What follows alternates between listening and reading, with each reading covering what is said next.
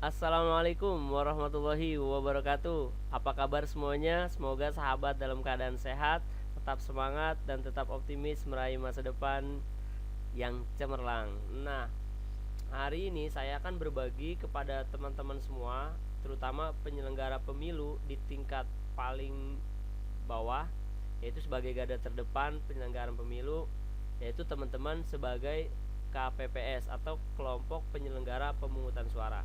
Nah, saya akan berbagi mengenai apa saja sih yang harus dipersiapkan teman-teman KPPS menjelang persiapan hari sebelum hari H gitu. Nah, mungkin teman-teman sudah di BIMTEK, sudah mengikuti BIMTEK, atau mungkin juga teman-teman sudah berpengalaman. Nah, kita akan share saja di sini, sekedar mengingatkan. Ya, mungkin saja ada hal yang karena ini kan bukan hal yang setiap tahun, tapi mungkin berulang 5 tahun sekali gitu kan. Nah, ada baiknya saya mengingatkan. Nah, yang pertama adalah saya udah pastikan ya bahwa teman-teman sudah megang soft file buku panduan KPPS gitu. Ya, meskipun mungkin ada beberapa temen di kota-kota lain juga belum punya bentuk fisiknya, tapi tidak apa-apa lah. Sekarang kan zamannya digital kan, teman-teman bisa baca format PDF-nya di handphone teman-teman masing-masing. Nah, yang paling utama adalah teman-teman harus menyiapkan lokasi TPS. Nah, mungkin ini sudah jauh-jauh hari teman-teman diminta datanya lokasi mana yang akan dijadikan tempat pemungutan suara. Nah,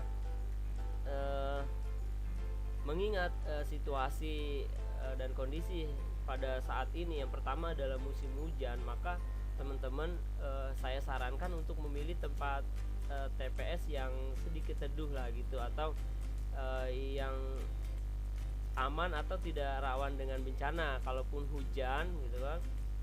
Nah, kita sudah punya tempat untuk mengamankan beberapa perlengkapan pemungutan suara gitu.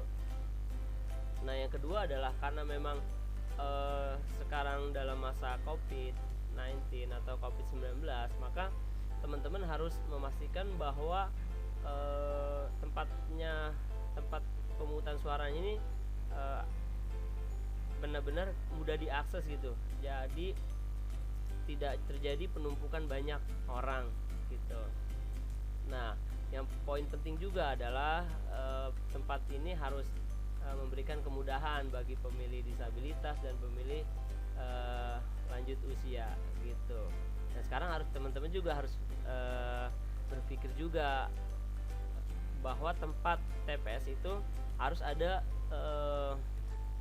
pembuangan air gitu, karena nanti kita akan dapat 2 tempat cuci tangan, di pintu masuk dan di pintu keluar gitu.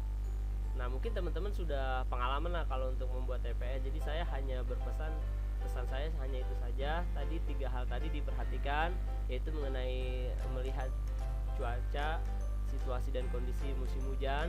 Yang kedua adalah mengenai karena sekarang masa Covid, jadi teman-teman harus mencari tempat yang agak luas lagi gitu. Karena nanti semua KPPS harus berjarak kan, masing-masing anggota harus berjarak 1 meter, dan begitu juga dengan pemilih gitu, harus berjarak 1 meter gitu. Nah, idealnya sih tempat TPS ini ya ukurannya 10x8 gitu. Itu harus diupayakan karena itu yang paling ideal gitu. Tapi nanti teman-teman bisa lebih tahu lah kondisi di lapangan. Nah, terus ada hal yang baru lagi, yaitu teman-teman harus menyiapkan di TPS itu harus menyiapkan satu tempat yang lebih luas dan tempatnya agak terpisah gitu. Nanti saya tunjukkan denahnya, yaitu untuk TPS khusus atau bilik khusus gitu. Nah, jadi bilik khusus ini fungsinya apa sih? Kalau misalkan ada pemilih yang didapati ketika di termogan dengan suhunya, yaitu suhu tubuhnya mencapai 37,3 atau lebih lah ke atas, maka dia harus memilih di TPS atau di bilik khusus. Nah, nanti saya akan jelaskan caranya di lain kesempatan gitu. Yang jelas sekarang ada hal yang baru itu tadi, yaitu adanya bilik khusus bagi pemilih yang kedapatan bersuhu 37,3 meter. Nah, teman-teman sekarang karena memang masa Covid, saya menyarankan teman-teman itu membuat TPS sudah siap lah 1 hari sebelum hari H. Jadi jangan sampai teman-teman itu menghabiskan waktu di malam hari untuk membuat TPS gitu, karena kan malamnya kita sudah harus istirahat lebih awal dan bangun lebih pagi supaya kondisi tubuh kita ya fit lah gitu. Nah, setelah teman-teman sudah menyiapkan TPS, maka hal yang selanjutnya adalah mengenai perlengkapan TPS. Nah, perlengkapan TPS ini menjadi penting untuk menunjang pemungutan suara. Itu apa saja sih? Nah, teman-teman nanti akan menerima kotak 1 hari sebelum hari H yang akan diantarkan oleh panitia pemungutan suara. Yaitu, nah nanti teman-teman harus memastikan tuh bahwa apa saja yang ada di luar kotaknya gitu. Kalau di dalam kotak kan nggak bisa karena harus hari H-nya baru dibuka. Nah, itu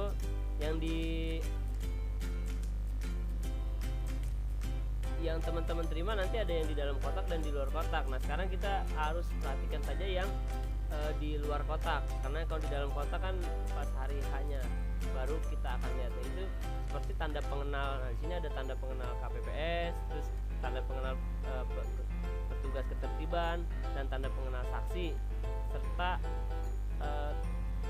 tanda pengenal PTPS. Saya belum tahu nih ada bukan. Nah, terus kedua ada lem perekat, ballpoint, spidol besar dan spidol kecil, lalu model A3 KWK berupa salinan DPT.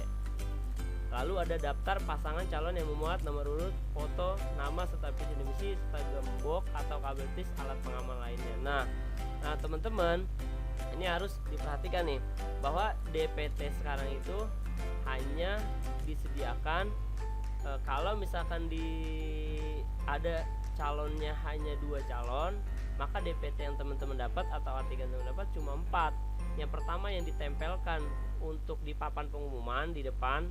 Jadi kalau ada pemilih yang tidak membawa C pemberitahuan, nanti kan dia cek dulu tuh sebenarnya dia terdaftar apa enggak. Karena kan orang yang tidak membawa C pemberitahuan bisa jadi dia memang tidak diberikan, atau pas diberikan oleh KPPS dia tidak ada di rumah, akhirnya dikembalikan ke PPS, atau bisa jadi memang dia tidak terdaftar. Oleh karena itu nanti saat dia tidak membawa C6, nah nanti petugas ketertiban TPS yang akan menunjukkan dia ada nggak datanya tuh. Itu pertama, salinan yang pertama. Nah, salinan yang kedua itu untuk saksi pasangan 1, pasangan 2 tuh, berarti udah 3 kan. Nah, yang satu lagi untuk PTPS. Nah, ada pertanyaan nih dari teman-teman, lah terus kita KPPS kok nggak megang A3 gitu. Nah, jadi nanti teman-teman KPPS itu memegang data adalah model C daftar hadir. Nah, model C daftar hadir itu kan sekarang sudah ada nama-namanya tuh. Jadi mereka nanti tinggal tanda tangan. Nah, itu yang akan digunakan untuk teman-teman memanggil pemilih. Nah, jadi tidak lagi dengan DPT gitu, tapi tetap nomor urutnya tetap sama seperti A3. Nah, terus di bawah juga sama, nanti ada laporan jenis kelaminnya, laki-laki berapa, perempuan berapa, itu per halamannya. Nah, itu yang ada di luar kotak suara. Jadi kalau teman-teman harus pastiin dulu nih bahwa semuanya sudah ada semua nih. Nah, kalau yang di dalam kotak suara ya ada surat suara, nanti ketika teman-teman buka ya, terus ada tinta, ada pipet tetesnya. Itu pipet tetes itu adalah karena sekarang itu pemilih tidak mencelupkan jarinya ke dalam tinta, jadi ditetesin, maka sekarang ada alatnya. Ketiga, segel. Nanti segel saya akan jelaskan peruntukannya apa. Yang jelas segel itu peruntukannya ya sama seperti sampul surat suara, nanti kan disegel. Dan sekarang model C hasilnya setelah dimasukkan plastik itu pun harus disegel. Nah, kalau dulu kan teman-teman ya mungkin ada yang dilepit ya kan, masukin kotak, ada juga cuma digulung-gulung lalu masukin kotak. Sekarang tidak boleh seperti itu. Hampir semuanya sekarang diberikan plastik. Jadi setelah digulung-gulung lalu dikasih karet atau lain, lalu dimasukkan plastik dan plastiknya disegel gitu. Apalagi yang teman-teman terima alat untuk memberi tanda pilihan atau alat coblos berupa paku, lalu sampul kertas, karet pengikat, kantong plastik, tali pengikat paku, model C hasil KWK, model C hasil salinan KWK, model C kejadian khusus, C pendamping, C daftar pemilih, dan model C daftar pemilih tambahan, alat bantu tunanetra, dan alat penghapus tulisan cair. Kita biasa menyebutnya tip X. Nah, tahun ini memang ada tip X gitu. Fungsinya apa? Nanti model C hasil yang besar itu ada dua model. Maksudnya ada dua jenis model. Yang pertama adalah OCR, itu OCR, yaitu kalau ada kesalahan nanti dicoret dua lalu diberikan ke paraf di pembetulannya. Nah, kalau mode satu lagi adalah mode OMR. Nanti kalau teman-teman lihat seperti ujian nasional yang memberikan arsir pada bulatan, nah itu nanti boleh pakai tip X gitu, itu fungsinya. Nah, teman-teman juga harus perhatikan nih. Jadi daftar hadir itu ada 3. Yang pertama tadi daftar hadir pemilih KWK yang sudah ada di dalam DPT, ada pemilih pindahan yang nanti dia menggunakan A5, ada juga model C daftar hadir pemilih tambahan yang dia tidak terdaftar di dalam DPT. Nah, namun dia akan membawa KTP asli gitu, dan dia milihnya hanya jam 12 sampai jam 1. Itu ya teman-teman, yang ini yang akan teman-teman terima di dalam kotak suara gitu. Nah, selanjutnya apalagi seperti ada perlengkapan tambahan yang seperti stiker nomor kotak suara, gunting kecil atau pisau lepat 1 buah. Nah, yang berbeda lagi adalah mengenai perlengkapan protokol pencegahan dan pengendalian COVID-19. Nah, jadi teman-teman itu sekarang akan dapat perlengkapan yang banyak nih gitu. Satu, misalkan masker sekali pakai 3 box, yaitu satu box untuk petugas KPPS dan 2 box untuk pemilih yang tidak memakai masker. Nah, jadi teman-teman nanti di model C pemberitahuan sebenarnya mereka wajib tuh dikasih tahu mereka harus pakai masker gitu. Tapi ya namanya pemilih kan macam-macam ya. Ada yang mungkin ketika berangkat terlupa dia tidak pakai masker, atau mereka memakai masker tapi bergambar calon gitu, gambar calon atau gambar partai. Nah, itu kita wajib mengganti itu dengan masker yang kita sediakan gitu. Jadi untuk pemilih jangan dibilang kita punya masker karena cuma 2 box. Nanti kalau kita bilang punya masker, mereka jangan-jangan datang ke TPS nggak pakai masker. Kita kehabisan masker kalau kayak gitu. Nah, dan selanjutnya adalah sarung tangan latex. Ini sarung tangan latex ini buat petugas KPPS aja ya. Nah, terus kita akan dapat termogan infrared. Nah, ini fungsinya setiap pemilih harus dicek suhu tubuhnya sebelum masuk ke TPS. Nah, tadi saya udah jelaskan di awal. Nah, baju hazmat sesuai kebutuhan. Nah, beberapa kota diberikan baju hazmat semuanya, tapi mungkin saya tidak tahu ya kota lain. Sedangkan di kita sendiri di Kota Depok itu diberikan 2 baju hazmat. Fungsinya untuk apa? Nah, jika terjadi misalkan ada orang pingsan tiba-tiba di dalam TPS gitu kan. Nah, tapi sih kalau bisa saran saya kalau seperti itu ya dicek dulu apakah dia betul COVID atau cuma pingsan saja kan. Nah, beda gitu. Nanti kalau dibutuhkan baru pakai baju hazmatnya untuk gotong berdua. Jangan tiba-tiba ada orang pusing tiba-tiba langsung pakai baju hazmat. Nah, nanti dipakai lagi, disimpan lagi gitu kan. Sedangkan makainya aja susah kan baju hazmat itu. Nah, baju hazmat yang selanjutnya nanti apalagi sih? Nah, kalau misalkan ada orang yang sakit atau dirawat di rumah dan dia misalkan sedang isolasi mandiri gitu, kita dapat data lah dari kelurahan bahwa ada orang ini minta untuk memilih, maka kita mendatangi tuh dengan baju hazmat, dengan menggunakan baju hazmat. Nanti ajak saksi, ajak PTPS setelah pukul 12 gitu. Jadi itu fungsinya baju hazmat gitu. Mudah-mudahan sih baju hazmat ini nggak kepake ya gitu.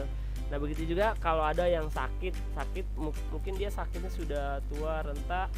Nah, maka dan ada keluarganya yang memberitahukan ya, maka kita harus juga mendatangi pemilih tersebut. Nah, ada juga hand sanitizer itu 1 botol. Lalu ada sabun pencuci tangan 2 botol. Karena tadi yang saya beritahukan ya bahwa di pintu masuk dan di pintu keluar ada cuci tangan. Lalu ada cairan disinfektan 1 liter. Nah, cairan disinfektan ini adalah teman-teman nanti sebelum rapat pemungutan suara dimulai ya sekitar jam 6 atau setengah 7, ada satu KPPS yang mulai menyemprot TPS dengan disinfektan gitu.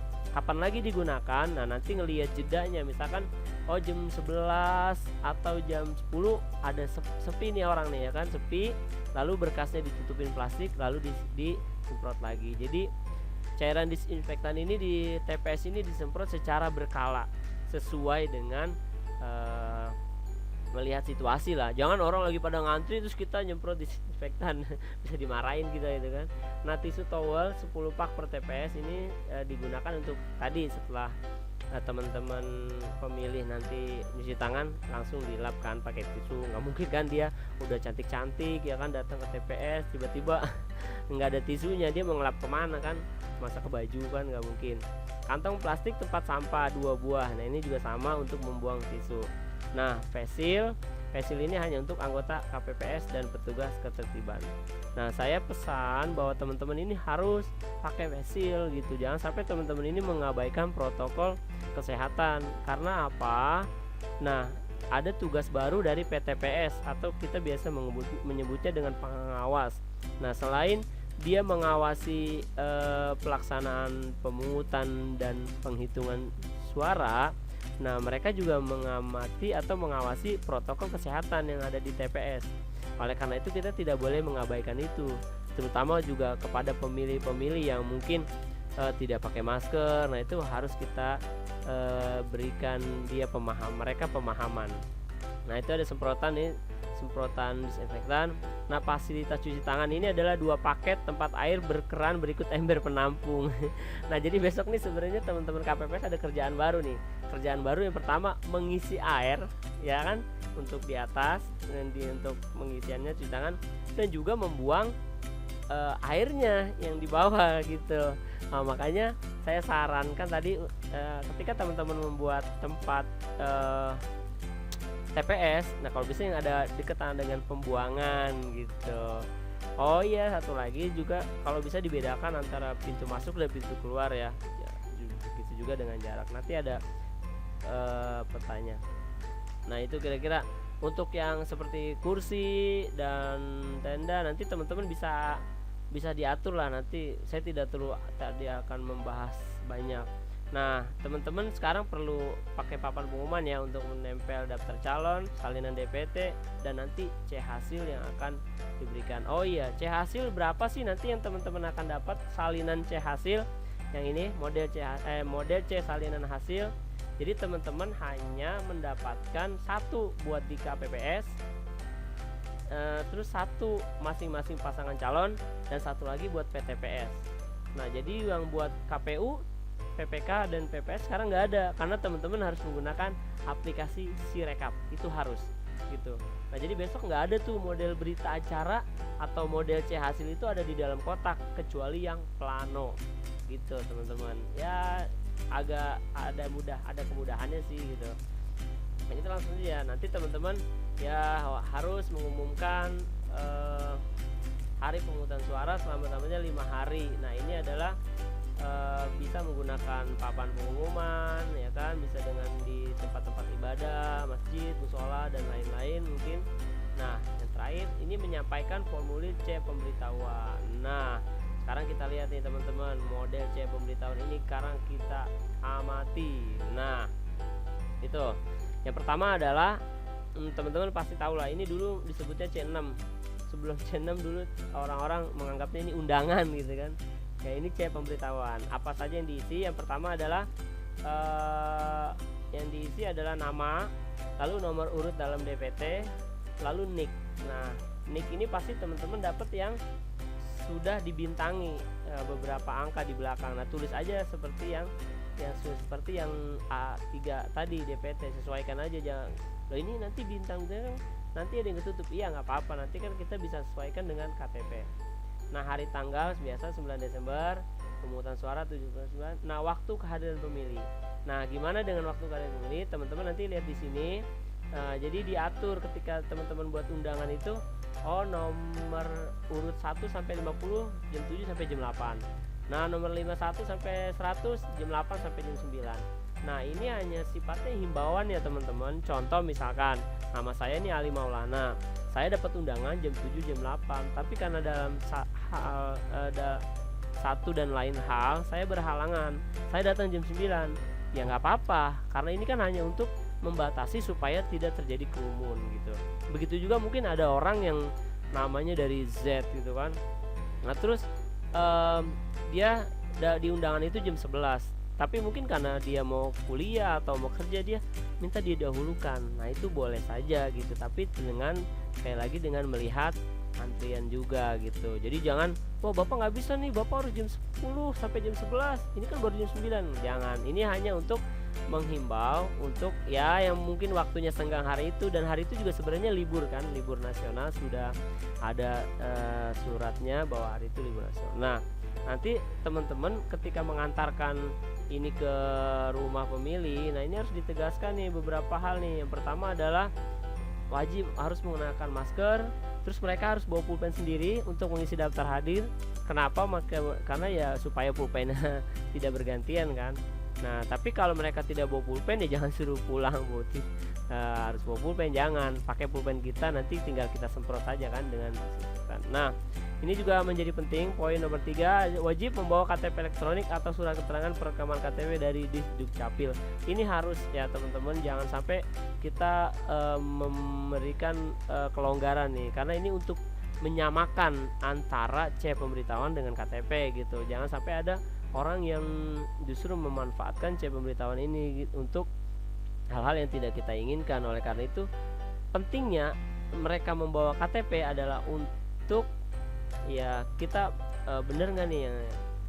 Nah terus nanti setelah ini gunting, kasih siapa yang terima. Nah siapa yang terima, lalu guntingan ini kita bawa, nanti akan kita kembalikan ke PPS kelurahan. Nah perlu teman-teman perhatikan, saat H-1 jika ada C pemberitahuan yang tidak terdistribusi, ya maksudnya tidak bisa kita sampaikan. Misalkan ada beberapa, misalkan ada nih pemilih yang mungkin ketika pendataan dia di sini ternyata sekarang nggak ada gitu, atau misalkan ketika kita nganterin ini sudah berapa kali itu orangnya nggak pernah ada di rumah gitu kan, maka C pemberitahuan yang tidak sampai kepada pemilih, maka teman-teman harus mengembalikan paling lambat H-1 ke PPS kelurahan dengan disediakan nanti oleh PPS berita acaranya. Jadi jangan sampai teman-teman ini menahan C pemberitahuan yang memang pemilihnya teman-teman nggak bisa temukan di situ gitu. Jangan lagi teman-teman mikir, nanti kalau besok dia datang ke TPS dia tidak bawa C pemberitahuan gimana? Ya nggak apa-apa selama dia masih ada di dalam DPT. Jadi ingat ya, kalau dia ada di dalam DPT lalu dia tidak membawa C pemberitahuan, nggak apa-apa. Yang penting dia bawa KTP, tapi tetap kategori pemilihnya adalah kategori pemilih yang terdaftar dalam AKWK atau DPT. Maka nanti dicocokkan dulu tuh, dibantu gitu. Ya, jangan juga teman-teman nanti ketika ada orang datang nggak bawa C pemberitahuan, loh saya nggak dikasih, wah udah dikembalikan ke kelurahan, udah bapak ke kelurahan dulu. Jangan seperti itu. Jadi kalau mereka terdaftar di dalam DPT, mereka tidak bawa C pemberitahuan nggak apa-apa gitu, nggak apa-apa juga. Yang penting kita bisa sesuaikan dengan identitasnya dari yang di daftar hadir dengan KTP elektroniknya gitu. Nah kecuali yang DPPH itu dia harus bawa A5, karena itu sebagai dasar kita untuk memverifikasi dengan KTP-nya gitu. Apalagi misalkan ada DPPH yang secara langsung di datanya belum ada di A4 gitu. Nah kecuali yang DPTB itu adalah pemilih, karena satu lain hal dia tidak terdaftar dalam daftar pemilih tetap. Nah dia bisa memilih dengan membawa KTP elektronik gitu. Ya saran saya sih teman-teman pastikan dulu bahwa dia memang betul-betul tidak terdaftar gitu. Nah kira-kira itu yang bisa saya sampaikan mengenai hari persiapan sebelum hari H gitu kan. Nah, jadi saya tekankan sekali lagi, untuk C pemberitahuan yang tidak terdistribusi atau tidak sampai kepada pemilih sebaiknya dikembalikan kepada PPS gitu 1 hari menjelang hari H H ya, minimal malam lah gitu, tapi jangan terlalu malam ya gitu. Nah ini teman-teman juga boleh malam itu melakukan gladi bersih dengan menjelaskan tugas dan fungsi masing-masing. Itu ada di dalam buku panduan.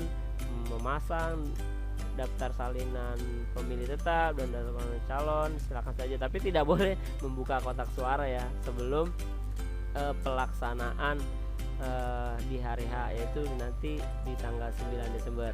Nah teman-teman, sampai situ dulu untuk persiapan. Saya nanti akan buka sesi tanya jawab, jadi teman-teman yang butuh pertanyaan silahkan aja nanti tanyakan di kolom komentar, ataupun masukan, ataupun mungkin ada yang salah nih, kayaknya ada yang kurang tepat nih, kita akan sharing. Terima kasih, tetap semangat, tetap jaga kesehatan untuk pejuang-pejuang demokrasi.